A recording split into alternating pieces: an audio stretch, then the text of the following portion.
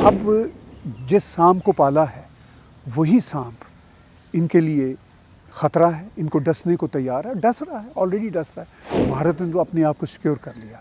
Prime minister Narendra Modi को मैं इस बात का बहुत क्रेडिट देता हूँ। उन्होंने सिक्योरिटी इतनी अच्छी कर ली भारत की कि पाकिस्तान सोच नहीं सकता अब टेररिज्म करने के हवाले से। ये जहाद हमारे ऊपर आ गया और उधर भारत में मिठाइयाँ बांटी जा रही हैं, डेवलपमेंट हो रही है, बिलियंस एंड बिलियंस डॉलर की इन्वेस्टमेंट जम्मू कश्मीर में, लद्दाख में और ऑल अक्रॉस यूनियन टेरिटरीज़ में हो रही है। उनको अब ये पता चल रहा है कि हमें जो चूरन बेचा गया था वो कितना गलत था। रिलीजियस फंडामेंटलिज्म खुद पाकिस्तान की तमाम सरकारों ने आगे चलाया है, इसको पानी दिया है और अब जिस सांप को पाला है वही सांप इनके लिए ख़तरा है, इनको डसने को तैयार है, डस रहा है, ऑलरेडी डस रहा है, लेकिन समझने को तैयार नहीं। जिन तालिबान को तैयार किया था वो तालिबान अब ये कहते हैं कि हम डिवेंडेड लाइन को नहीं मानते। जिन एक्सट्रीमिस्टों को, जहादियों को इन्होंने कश्मीर में भारत के ख़िलाफ़ टेररिज्म के लिए तैयार किया, अब वही जहादी इनके गले पड़ रहे हैं। तो ये चैलेंज तो पाकिस्तान की सोसाइटी को हर लिहाज से है। देखिए, ये एक माइंड सेट है, रिलीजियस फंडामेंटलिज्म एक माइंड सेट है। ये माइंड सेट इट्सेल्फ पाकिस्तान को बर्बाद करने के लिए काफ़ी है। इनका ये ख्याल था कि इस माइंड सेट से हम भारत को नुकसान पहुंचाएंगे। भारत को तो बहुत कम नुकसान हुआ, भारत ने तो अपने आप को सिक्योर कर लिया। प्राइम मिनिस्टर नरेंद्र मोदी को मैं इस बात का बहुत क्रेडिट देता हूँ। उन्होंने सिक्योरिटी इतनी अच्छी कर ली भारत की कि पाकिस्तान सोच नहीं सकता अब टेररिज्म करने के हवाले से। तो इनके लिए रिलीजियस फंडामेंटलिज्म इनके लिए खुद नुकसान का पौधा है, किसी को नुकसान अब ये ज़्यादा नहीं पहुंचा सकता। हमने देखा है कि जो पाकिस्तान ऑक्युपाइड कश्मीर है और गिलगित बल्तिस्तान, उसमें काफ़ी रिवोल्ट हमने देखा है अभी कुछ दिनों से। लोग आज़ादी की डिमांड भी कर रहे हैं, पाकिस्तान को गो बैक के नारे भी लगे हैं। तो वो जो ऑक्युपाइड टेरिटरीज़ हैं पाकिस्तान की, उसको आप कैसे देखते हैं कि ये सरकार कैसे डील करेगी और किस तरह के चैलेंजेस और आने वाले हैं उनसे?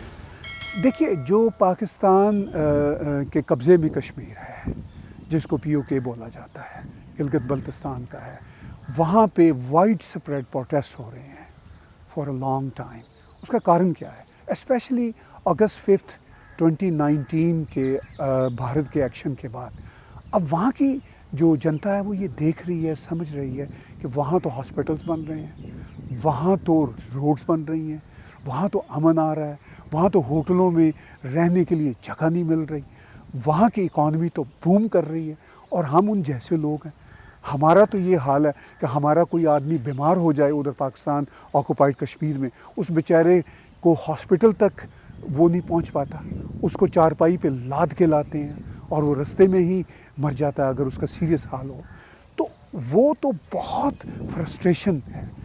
अब आप पाकिस्तान की जो कश्मीर की साइड है, जिसको पाकिस्तान ऑक्युपाइड कश्मीर बोलते हैं, या गिलगित बल्तिस्तान, आप उन लोगों को देख लीजिए, वो ये कह रहे हैं कि भाई हम किस मुसीबत में फंस गए, ये जहाद हमारे ऊपर आ गया और उधर भारत में मिठाइयाँ बांटी जा रही हैं, डेवलपमेंट हो रही है, बिलियंस एंड बिलियंस डॉलर की इन्वेस्टमेंट जम्मू कश्मीर में, लद्दाख में और ऑल अक्रॉस यूनियन टेरिटरीज़ में हो रही है।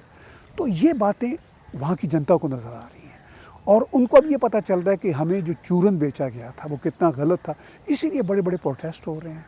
अभी तो वो प्रोटेस्ट वहाँ का मीडिया दिखा नहीं रहा, इवन इंटरनेशनल मीडिया की एक्सेस नहीं है। मेरे 1-2 रिपोर्टर्स हैं, जो बातें वो मुझे बताते हैं, वो बेचारे सम टाइम उसको फिल्म नहीं कर सकते, उसके वीडियो नहीं बना सकते और उनके कैमरे छीन लिए जाते हैं, फिर वो हमें फ़ोन पे बताते हैं, व्हाट्सएप पे बताते हैं। तो situation of course is terrible in Pakistan occupied Kashmir, in Gilgit Baltistan और यहाँ का जो जम्मू कश्मीर है, जिसके बारे में ख़ुद भारत के कई पॉलिटिशियंस कह रहे थे कि खून की नदियाँ बह जाएंगी, वहाँ तो इस वक्त दूध की नदियाँ बह रही हैं, वहाँ तो इस वक्त रेल पेल है दौलत की, लोग चैन से जी रहे हैं। वो जो टेररिज्म जो उन्होंने 40-50 साल सही, उस टेररिज्म का आलमोस्ट ख़ात्मा हो गया। थोड़ी बहुत रह गई है जो पाकिस्तान से इन्फिल्ट्रेट होकर आती है, धीरे धीरे वो उस पर भी काबू आ जाएगा। तो things are quite fabulous in Jammu Kashmir and quite horrible in Pakistan occupied Kashmir, और ये है फ्रस्ट्रेशन का, प्रोटेस्ट का कारण।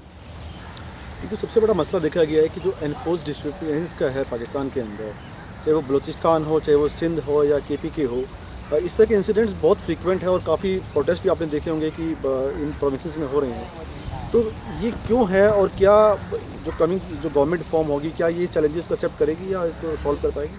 देखिए, ये जो एनफोर्स्ड डिसअपीयरेंसेस का मसला है, ख़ास तौर पर बलूचिस्तान में और KPK में, इनको गवर्नमेंट तो बिल्कुल टच भी नहीं करेगी, जो भी सरकार नई बन रही है। ये जो इश्यूज़ हैं, इकोनॉमिक इश्यूज़ हैं, इनको ही थोड़ा बहुत मैनेज कर ले तो बहुत बड़ी बात होगी। तो ये एनफोर्स डिसअपीयरेंसेस के जो प्रोटेस्ट आप देख रहे हैं, मारंग बलोच कर रही हैं और बहुत सारे बलोच लोग कर रहे हैं, इनका तो कुछ नहीं होगा। वो बेचारे इसी तरह पिसते रहेंगे और किसी भी सरकार के पास इतना मैंडेट नहीं है, इतनी पावर नहीं है कि वो पाकिस्तान आर्मी की ब्रूटैलिटीज़ को काउंटर कर सकें या इसको इवन क्वेश्चन कर सकें। तो मेरा ये ख्याल है कि इस पे तो हम सोच भी नहीं सकते कि एनफोर्स डिसअपीयरेंसेस पर किसी किस्म का कोई एक्शन होगा, किसी किस्म का कोई एक्ट होगा।